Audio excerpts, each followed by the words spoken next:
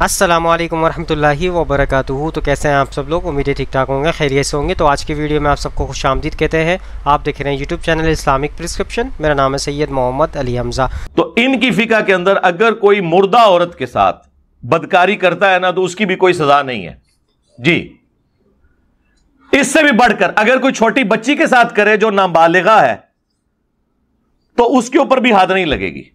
یہ باتیں اگر غلط نکلے نا اور یہ ان حدود کو مانتے ہوں ان کے حق میں تو لیں۔ اس ویڈیو کے بعد تو ان کے لیے کوئی سر چھپانے کی جگہ نہیں ہے نا۔ لیکن آپ دیکھیں گے اس پورے معاملے کے اندر آپ کو علماء کی بھی مجرمانہ خاموشی نظر آ رہی ہے۔ وہ اس واقعے کو تو کنڈیم کر رہے ہیں۔ امام ابو حنیفہ رحمۃ اللہ علیہ کا یہ جو مسئلہ بیان کیا جا رہا ہے نا کہ حد نہیں، حد نہ ہونے کی وجہ امام صاحب فرماتے ہیں کہ ضابطہ ہے الحدود تندرع بالشبہات۔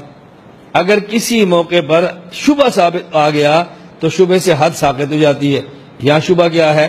قرآن کریم میں ہے فَمَسْتَمْتَعْتُمْ بِهِ مِنْهُنَّ فَآتُوهُنَّ أُجُورَهُنَّ۔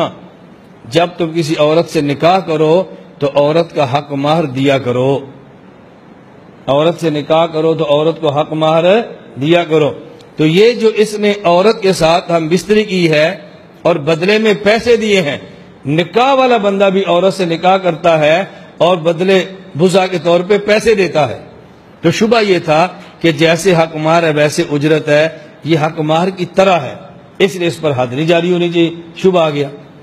اب ذہن میں سوال آئے گا بھائی وہ تو تب ہے جب نکاح ہو اور پھر پیسے دیں حق مہر، اس نے تو نکاح نہیں کیا اور پھر پیسے دیے، یہ حق مہر کے مشابہ کیسے ہو گیا؟ ہم نے کہا یہ نکاح کے مشابہ ہے۔ کیوں؟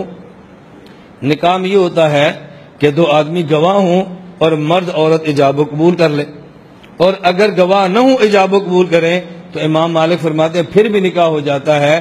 حضرت امام مالک یہاں گواہ شرط نہیں ہے۔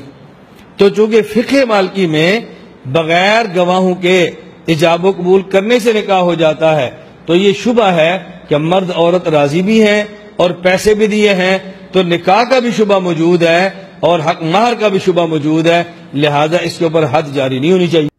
ابھی تک کسی عالم دین نے اس کی سزا بتائی ہے؟ آپ نے کوئی کلپ سنا ہو؟ ہاں او میں دساں گا تمہوں، اے کیوں نہیں پہ دس دے مامو پارٹی۔ ہاں یہ مامو پارٹی اس لیے نہیں بتا رہی ہے کہ ان کی فقہ حنفی کے اندر اس کی سزا ہے ہی کوئی نہیں ہے۔ مفتی صاحب پوچھ رہے ہیں یہ ہے کہ پیسے دے کر زنا کرنا کیسا ہے؟ میں نے مفتی الیاس گھمر صاحب کو بنایا ہوا کہ صحیح ہے، ہرگز صحیح نہیں، حرام ہے۔ انہوں نے بھی نہیں کہا کہ صحیح ہے، غلط بیانی سے کام لیتے ہیں۔ مفتی الیاس گھمر صاحب نے صحیح نہیں کہا ہوگا، کچھ اور کہا ہوگا اس کو لوگوں نے۔ پیسے دے کے زنا کرنا بھی حرام ہے، کبیرہ گناہ ہے جی۔ اس لیے نہیں یہ بتا رہے۔ 3 کمزور ترین روایتیں جامعہ ترمذی میں، ایک پورا چیپٹر ہے کہ اگر کوئی باپ اپنے بچے کو قتل کر دیتا ہے اس کانٹیکسٹ میں، تینوں روایتیں امام ترمذی نے ایمانداری کے ساتھ لکھی۔ ہر روایت کے اوپر جرح کی انہوں نے کہ یہ اس وجہ سے ضعیف ہے، یہ اس وجہ سے ضعیف ہے، یہ اس وجہ سے ضعیف ہے۔ اور روایت کیا ہے کہ اگر کوئی باپ بچے کو قتل کر دے تو اس کے اوپر کوئی تاوان نہیں ہوگا، اس کی کوئی سزا نہیں ہوگی۔ ہاں کوئی بچہ اپنے باپ کو مار دے تو اس کے بدلے میں اس کو سزا ہوگی۔ یہ وہ چیز ہے جس کی بنیاد کے اوپر جو ضعیف روایتیں تھیں، جنہیں امام ترمذی نے خود ضعیف کہا ہوا ہے۔ شیخ زبیر علی زئی رحمہ اللہ تعالی نے بھی اس کی جو تحکیم کی ہے انوار الصحیفہ کے اندر، اس میں ضعیف ڈکلیئر کیا ہوا ہے۔ ان روایتوں کی بنیاد کے اوپر ان لوگوں نے عقیدہ گھڑ لیا ہوا ہے۔ اب یہ منہ دکھانے کے قابل نہیں ہے، اسی لیے آپ دیکھیں سزا کوئی نہیں ڈسکس کر رہا۔ جنرل ہو سکتا ہے کوئی کہہ دے جی اس کو سزا دیں، بتاؤ نا کون سی سزا ہے۔ ویسے تو کہتے ہو جی انجینئر سے مسئلے نہیں پوچھنے، علماء سے پوچھیں۔ مامو پارٹی دسو نا، وڈے کسی مامو کو پوچھ کے دس دو، چھوٹے مامو نے نہیں بتاتے، بتا ہی نہیں سکتے۔ وہ یہی بتائیں گے کہ اس باپ کو معاف کر دیا جائے کیونکہ وہ اولاد اس کی تھی، اس کے جسم کا حصہ تھا، لہٰذا وہ اگر کوئی اپنے حصے کے ساتھ یہ سب کچھ کر دے تو اس کے اوپر کوئی تاوان نہیں۔ ہاں اگر اولاد قتل کر دے اپنے باپ کو تو اس کے اوپر پھر اسے قتل کیا جائے گا اس کے بدلے میں۔ یہ جناب وجہ ہے ان کی خاموشی کی۔ یہ ہے جناب وہ جو کہتے ہیں یہ ہمارا فخر ہے جی 3 بر اعظموں میں ہماری فقہ پھیلی ہوئی تھی۔ اور میں نے یہ آپ کو ایک مسئلہ بتایا، دوسرا بھی سن لیں۔